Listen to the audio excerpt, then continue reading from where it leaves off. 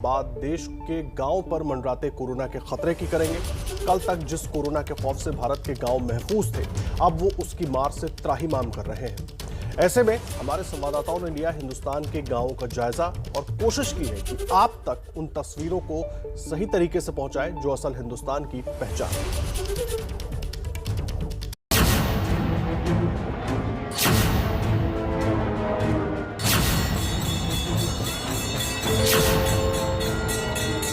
Corona नहीं फैला है, उसी के लिए जाता है सब लोग पूजा पाठ कर रहे हैं कि महामारी यहाँ से खत्म हो।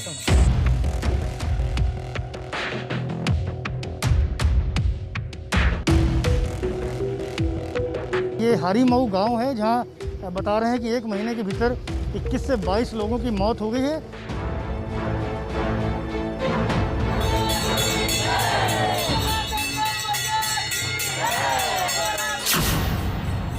ठीक ही तो कहा था इलाहाबाद हाई कोर्ट ने कि उत्तर प्रदेश के गांव कस्बों की स्वास्थ्य व्यवस्था राम भरोसे है।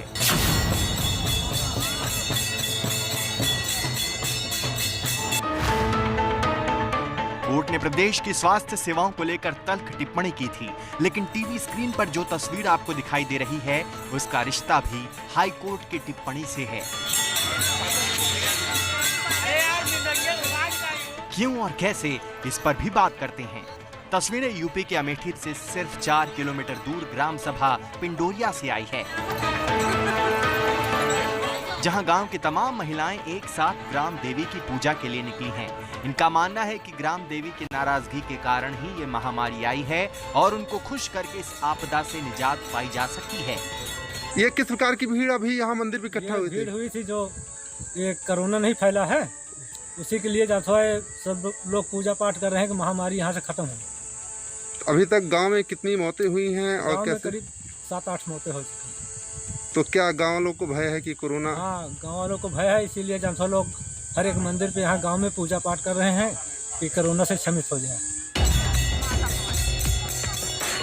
इन्हें कौन बताए कि ये कोरोना भगा नहीं रहे, बल्कि कोरोना को न्योता देने का काम कर रहे हैं। एक साथ झुंड बनाकर बैठे हुए हैं, न सोशल डिस्टेंसिंग है और न ही मास्क। हैरानी की बात यह है कि इस पूरे कार्यक्रम में गांव के प्रधान भी शामिल हैं और सवाल पूछने पर कहती हैं कि हाँ, पूजा करने से बीमारी ठीक हो जाएगी। भीड़ इकट्ठा हुई थी जौन अपने गांव में बीमारी फैली हुई थी, वही के रक्षा के लिए। तो क्या लगता है कि ऐसे पूजा करने से बीमारी दूर हो जाएगी? बीमारी दूर हो जाएगी। हाईकोर्ट की टिप्पणी से इस तस्वीर का रिश्ता इसलिए है क्योंकि यूपी के गांव में न तो सरकार के जन जागरूकता अभियान का कोई असर दिखता है और न ही इलाज के ठोस इंतजाम। और ऐसे में जब एक साथ गांव में एक एक करके एक महीने के भीतर 20-20 लोग दम तोड़ने लग जाते हैं और असहाय जनता भगवान के दरवाजे तक पहुंच जाती है।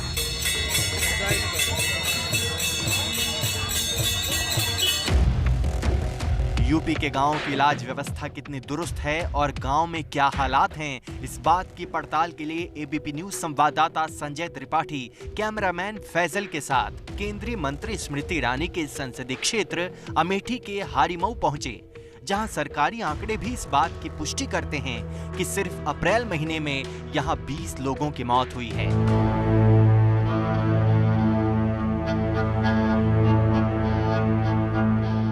सबसे पहले देखिए उस परिवार की कहानी जहां पिता बेटी के इलाज के लिए दिल्ली गया था, लेकिन खराब तबीयत लेकर वापस लौटे और फिर दम तोड़ दिया।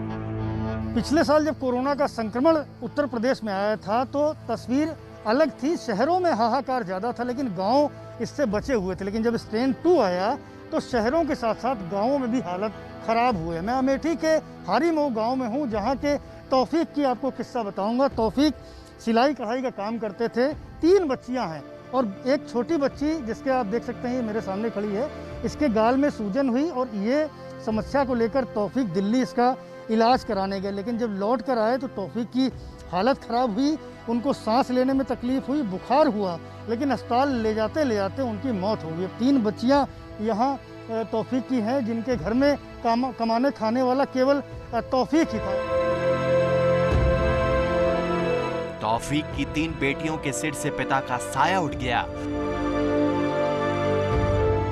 यहाँ से कुछ घर छोड़कर जाकिर का मकान है। 1 महीने पहले उनकी पत्नी को कोरोना जैसे लक्षण आए थे। पहले उनकी मौत हुई और फिर 2 दिन के भीतर परिवार के 3 लोगों की जान चली गई।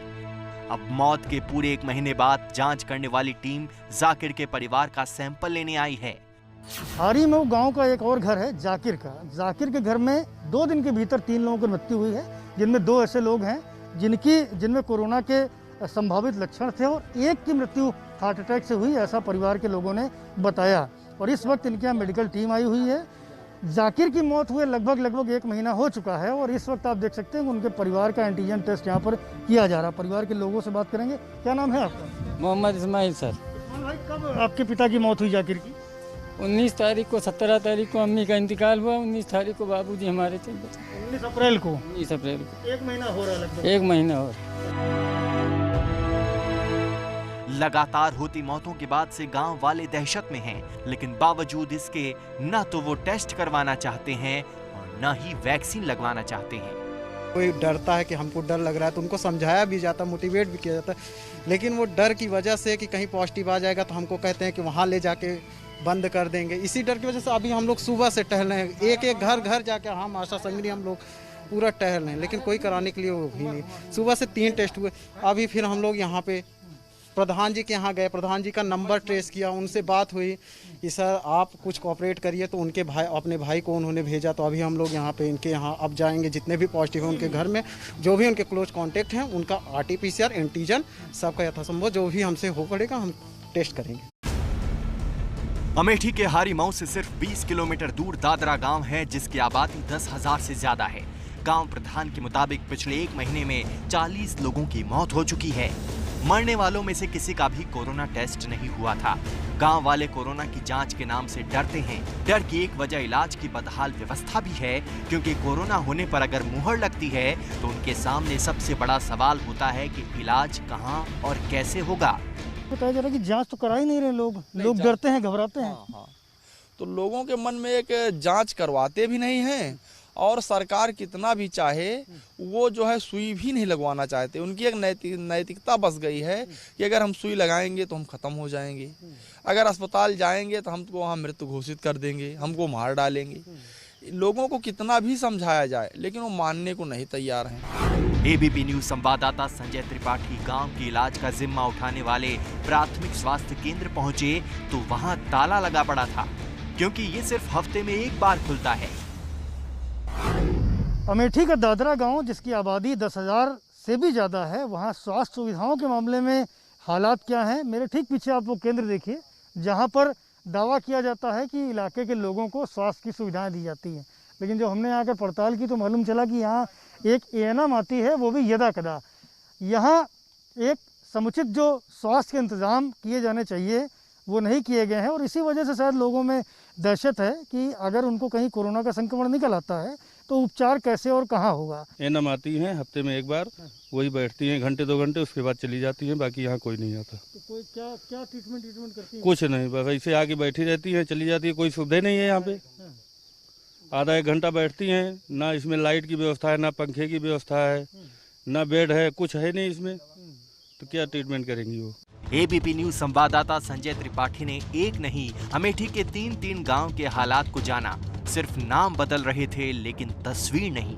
हारीमऊ और दादरा के बाद एबीपी न्यूज की टीम बलभद्रपुर पहुंची तो पता चला यहाँ 1 महीने के भीतर 22 लोगों की मौत हो गई। एक परिवार ऐसा है जिसमें 10 दिन में ही 5 लोगों ने दम तोड़ दिया और सभी का अंतिम संस्कार घर के सामने ही कर दिया गया। अमेठी का एक और गांव है बलभद्रपुर। कमोबेश यहाँ की भी तस्वीर वैसी ही है।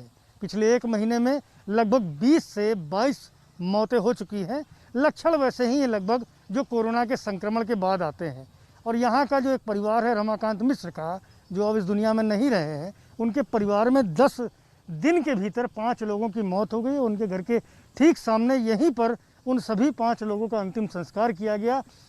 परिवार वालों का ये बताना है कि हर दूसरे दिन कोई ना कोई परिवार से काल के गाल में समाता था।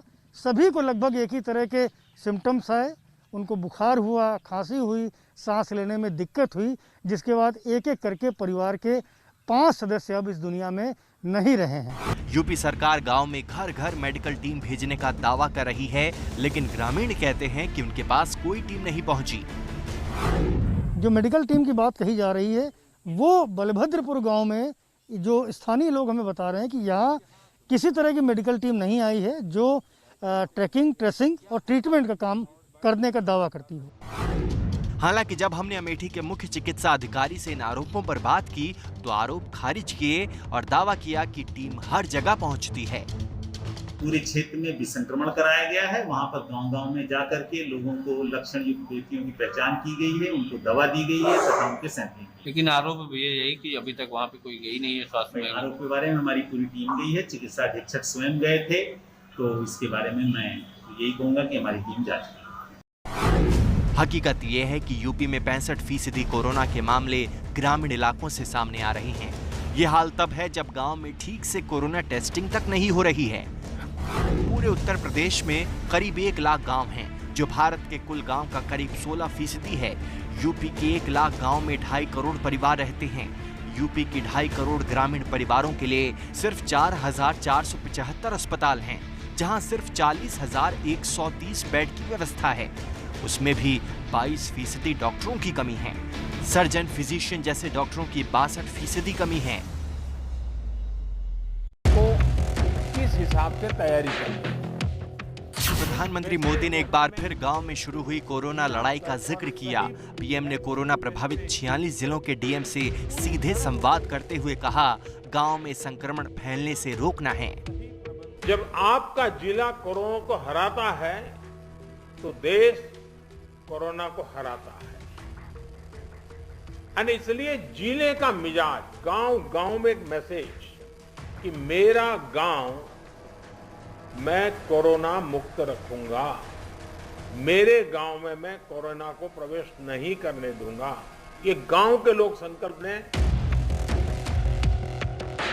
बार बार अब ये बात जोर देकर कही जा रही है कि गांव में संक्रमण फैलने से रोकना है, क्योंकि हर तरफ बेकाबू संक्रमण के निशान मिल रहे हैं। कन्नौज, बलिया और उन्नाव के बाद अब संगम नगरी प्रयागराज में गंगा नदी के किनारे रेत में दफन लाशों का अंबार दिखाई दिया है। तस्वीरें प्रयागराज के फाफामऊ घाट की है, जहां दूर तक सिर्फ दफन किए गए शव दिखाई दे रहे हैं। मैं प्रयागराज में मौजूद हूं और मुझे जो तस्वीर दिखाई दी है वो इन सबसे थोड़ी अलग है।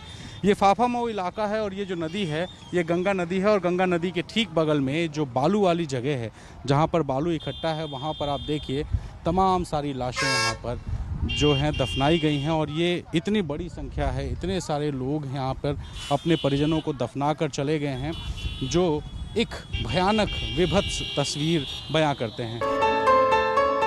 गरीब परिवारों के पास दाह संस्कार के लिए लकड़ी के पैसे नहीं हैं, जो कोरोना काल में 4 गुना महंगी बिक रही हैं।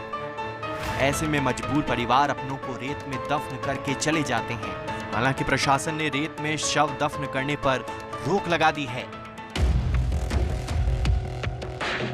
अब विरोधी कह रहे हैं कि राम राज्य के नाम पर वोट लिया और राम भरोसे पूरी व्यवस्था कर दी। लेकिन एक हकीकत ये भी है कि इस कोरोना काल से पहले न तो स्वास्थ्य सुविधाओं की सुध सरकार ने ली और न ही विपक्ष ने। और जब गांव के मुंडेर तक कोरोना पहुंचा तो हर तरफ बस बद इंतजामी पसरी दिखने लगी।